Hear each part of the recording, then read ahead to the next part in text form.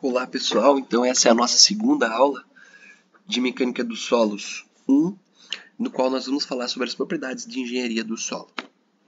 Bom, então nessa aula nós vamos falar sobre a plasticidade do solo, que define-se como sendo a propriedade dos solos finos que consiste na maior ou menor capacidade de serem mudados sob certas condições de umidade. Segundo a NBR 7250, a plasticidade é a propriedade dos solos finos, entre largos limites de umidade, de se submeterem às grandes deformações permanentes, sem sofrer ruptura, fissuramento ou variação de volume apreciável. As partículas que apresentam plasticidade são principalmente os argilo-minerais. Os minerais com quartzo e feldspato não desenvolvem misturas plásticas, mesmo que suas partículas tenham diâmetros menores que 0,002 milímetros. Isso acontece porque essas partículas, quartzo e feldspato, não são partículas de argilo minerais, conforme nós havíamos tratado na aula prática 01. Então, dentro dos limites de consistência, nós podemos dizer que o solo pode estar no estado sólido, semissólido, plástico ou líquido. Então isso vai variar de acordo com o seu teor de umidade e com as características do solo. Por quê?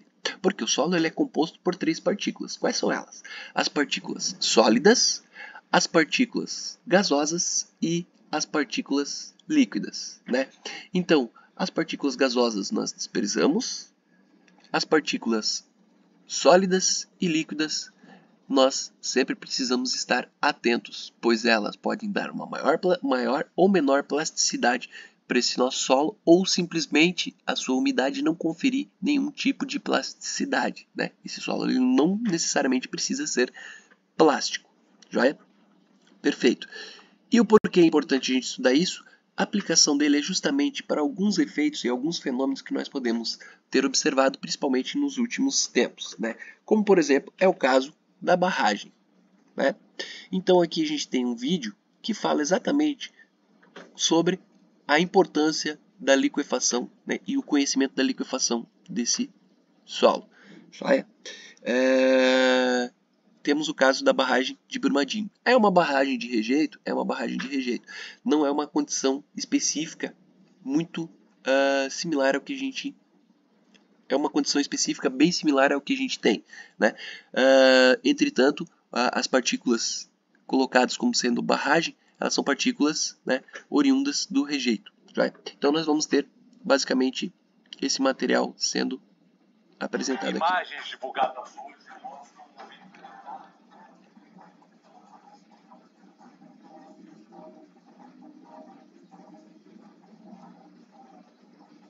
dois deles construindo um apartamento que salvaram uma terceira pessoa. Câmeras de segurança da Vale registraram as cenas do fato. 28 minutos do dia 25 de janeiro.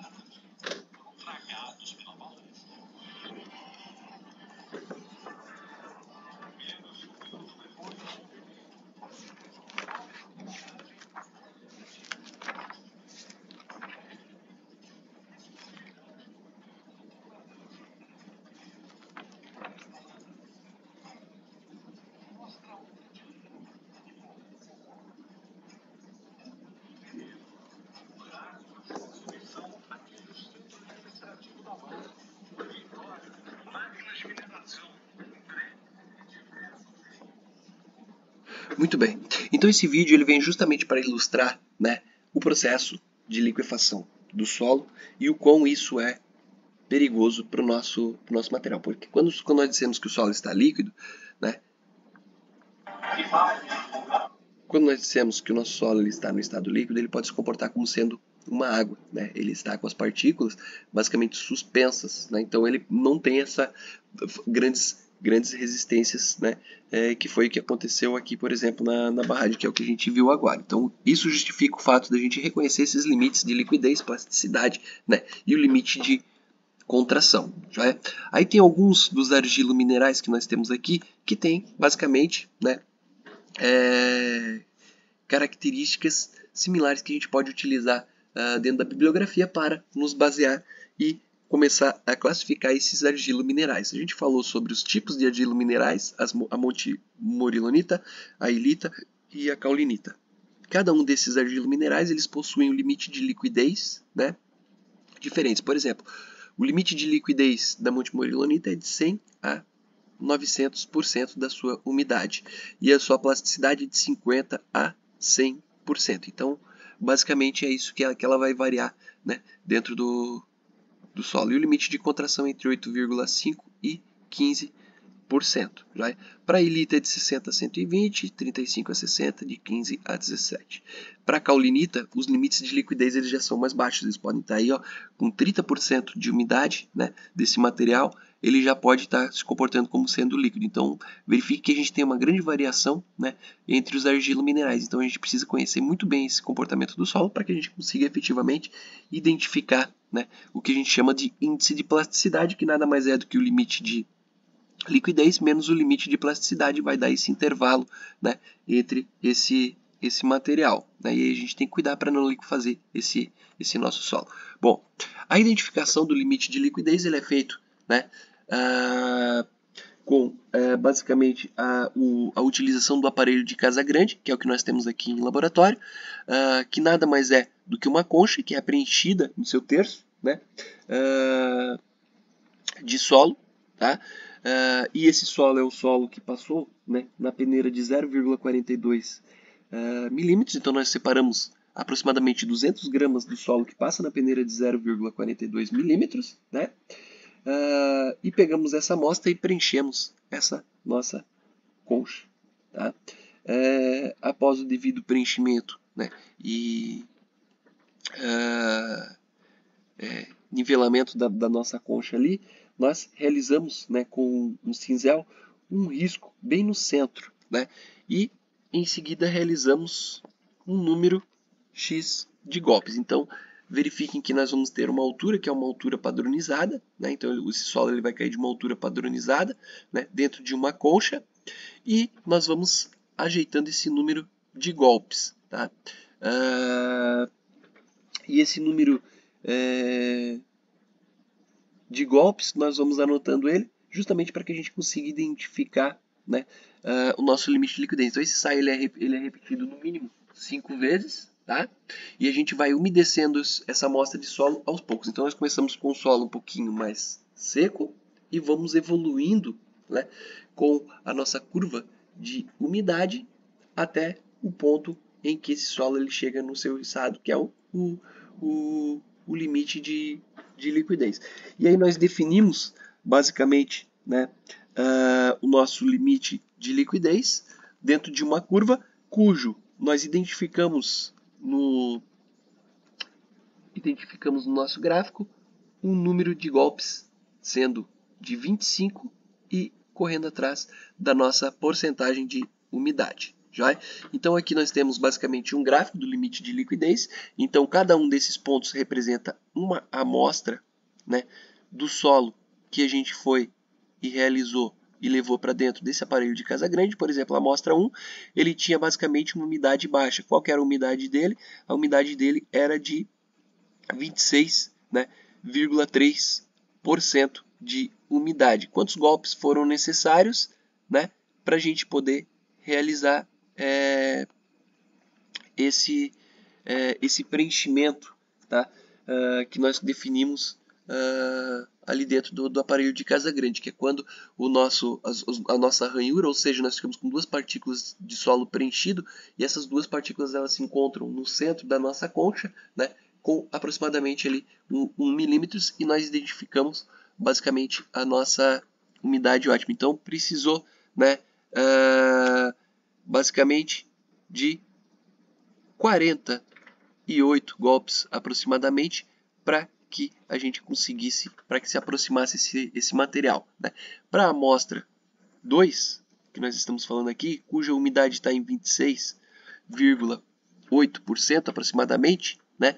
Nós precisamos de 10, 20, 30, 37 golpes, né? Então reparem que à medida que a gente aumenta essa umidade, nós reduzimos o número de golpes. Tá? Para a amostra 3, cuja umidade estava em 28,3%, nós precisamos de 29 golpes. Né? Para a amostra 4, cuja umidade estava em 28,7%, nós precisamos de aproximadamente 26 golpes. Tá? E para a amostra 5, cuja a umidade estava em 29,7%, né, nós precisamos de aproximadamente, tá, 19 golpes. Joia? Então, basicamente, com esses dados, nós geramos, né, uma linha de tendência, e dentro dessa linha de tendência, nós identificamos 25 golpes e identificamos qual seria essa umidade, que é a umidade para o limite de liquidez. Então, a partir, né, de 29% de umidade, tudo estiver acima de 29% de umidade, esse solo vai se comportar como sendo um solo líquido. Né? Então, ele vai ter esse intervalo como sendo o limite de liquidez do nosso material. A gente tem que cuidar com esse processo, com essa umidade, para quando a gente for trabalhar com o nosso solo. Ok? Muito bem. Então aqui nós temos o nosso limite de plasticidade para identificação. Né? Esse nosso limite de plasticidade é basicamente, né, ele se define como sendo a realização, tá, de um cilindro que nós vamos confeccionar com a mão, e nós vamos ter aí, ter que deixar esse nosso cilindro de solo com a largura de 3 milímetros, né, o diâmetro de 3 milímetros, rolando ele sobre uma tábua, que é uma tábua de vidro, né, e ele vai ter que imitar basicamente o que a gente chama do nosso corpo de prova, né, que é basicamente um bastão metálico que está junto com a nossa tábua de vidro, né? E aí a gente conseguindo moldar esse corpo com esse diâmetro, né, e com as características similares ao nosso corpo de prova. Ó, aqui, por exemplo, tem basicamente o corpo de prova sendo representado, né, e aqui em cima tem o nosso solo que nós vamos ter que moldar. Então nós pegamos uma parcela de solo, rolamos ele sobre a tábua de vidro, né? Ela é fosca para que a gente vá reduzindo essa umidade. A partir do momento que a gente consegue moldar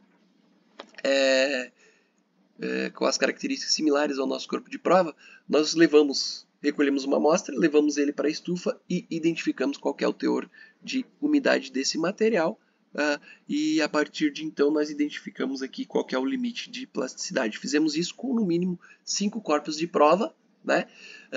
E esses corpos de prova aqui eles têm que apontar para a gente uma umidade similar, não variando mais do que 2%, tá? Da média do resultado, ok? Então nós vamos ter um resultado padrão lá, né? Para esse corpo de prova, para o primeiro corpo de prova que nós moldamos, nós obtivemos lá 26%, por exemplo, né? 26%. No segundo corpo de prova, tivemos 25%. No terceiro corpo de prova, 26%. No quarto corpo de prova, 21%. Esse 21% ele vai destoar mais do que 2% da nossa média, né? Porque 25 mais 26 mais 26 dividido por 3 daria basicamente, né, uma média ali de 25,6%, né, por cento. E o 21 menos o 26 daria uma relação muito maior do que aqueles 2%. Joia? Então a gente despreza a quarta amostra e trabalha somente com as 3 primeiras amostras.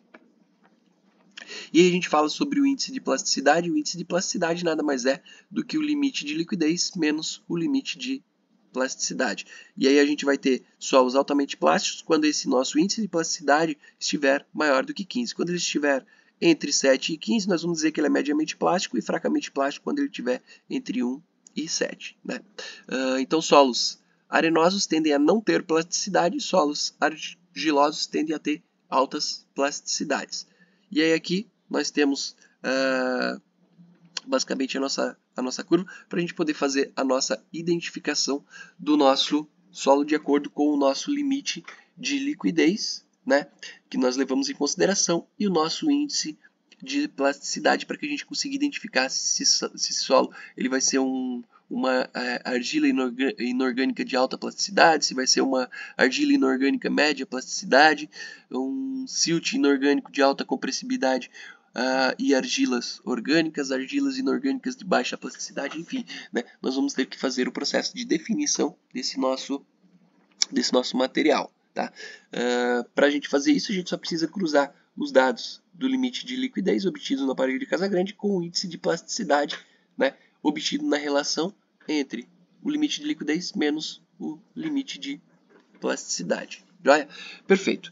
Então, para aqueles que não conseguiram vir até o laboratório, nós vamos ter que realizar aqui uma atividade com base nos ensaios, né, realizados abaixo. Então, nós vamos ter um limite de liquidez do solo amostrado, né, que está aqui. Então, nós temos a cápsula 1, cujo nós realizamos aqui em laboratório, e o número de golpes deu 45, né, e um teor de umidade representado aqui que precisa ser calculado. Nós temos o peso da cápsula mais o solo úmido, nós temos o peso da cápsula mais o solo seco, nós temos o peso da cápsula e nós temos o peso de água definido aqui, né? E o peso do solo seco. Então nós vamos ter que calcular aqui basicamente o nosso teor de umidade para a amostra da cápsula 124, a umidade para a amostra 126, a umidade para 117, a umidade para 110 e a umidade para 114, para que a gente consiga basicamente identificar o nosso limite, né, do teor de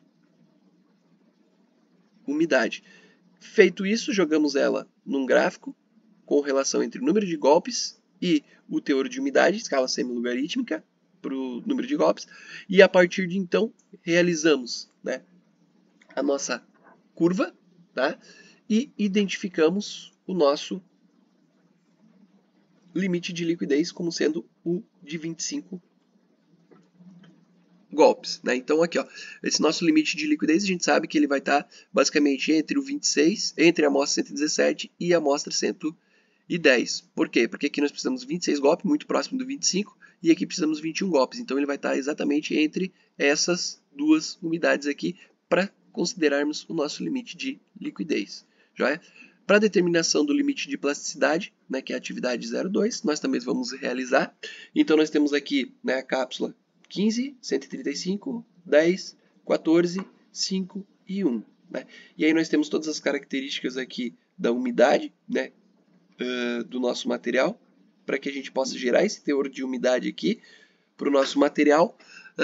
E aí depois, né, o limite de plasticidade será a média entre todos os resultados de umidade. E aí eu lembro que a média, né, gerada desses caras aqui não pode variar mais do que 2% do resultado, ok? E aí depois, na sequência, nós vamos calcular o nosso índice de plasticidade do solo e descrever o que ele representa e o que devemos esperar, né, deste solo. Então, aqui basicamente o que nós vamos fazer é calcular, né, o limite de liquidez menos o limite de plasticidade, que nós vamos ter o índice de plasticidade. Depois nós podemos voltar aqui nesse gráfico e fazer essa relação. O limite de liquidez deu tanto, o limite de plasticidade deu tanto. Aonde que se cruza esse cara aqui? Está abaixo da linha A, né? Então está abaixo da linha A. Então, se estiver abaixo da linha A, ele vai ser um silt orgânico de alta compressibilidade e argilas, né, e argilas orgânicas. Então é isso que a gente vai ter como característica do nosso solo, tá? E aí aqui a gente tem o limite de liquidez de 50, limite de liquidez 30. Então a gente vai colocar aqui dentro e dizer o que esperar para esse material, joia? Além desse material que nós temos aqui, eu também trouxe para vocês alguns exemplos, tá? Já calculados aqui para a nossa amostra, para a nossa aula prática. Joia? Então aqui, basicamente, nós temos o nosso limite de liquidez, né? Já todo calculado, e basicamente que vai resultar num gráfico similar a esse cara aqui, ó. E aí a gente tem uma equação sendo gerada para esse nosso gráfico, ok? Com ln em um r quadrado com 96% de confiança, né? Com uma linha de tendência, dentro desses 25 golpes aqui, nós vamos calcular basicamente, né, com essa equação, ou seja, o resultado de y e o x, se nós colocarmos aqui x igual a 25 e aplicarmos nessa equação, nós vamos encontrar um valor de y. E y é quem? O nosso teor de umidade. Então é dessa forma que a gente calcula o nosso limite de liquidez, né?